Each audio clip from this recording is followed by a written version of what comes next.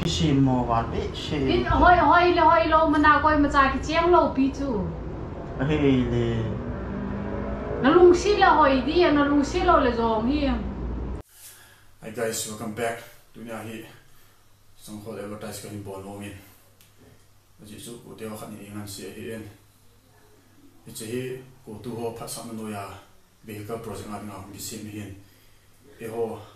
chudalis langa frontline ho a ni la cha thana ding chule he la ngai cha manwa kho lo si thana dinga hum ki bol hi en. Ka so pi ko kana ko nu ka pa ku klian na nang hi lo le kam pa ma zo si zong le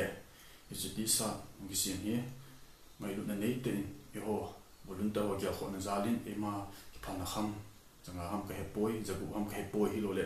je sagi le som thum ham ita jo ki la chi ding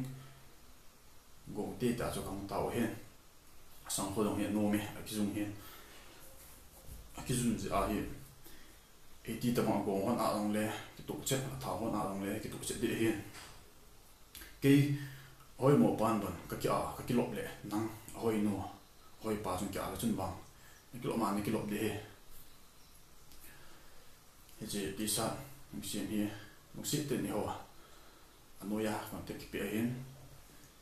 nên call điều nên cái order điều chú cái niệm của mà cái ngã chính điều he cái bài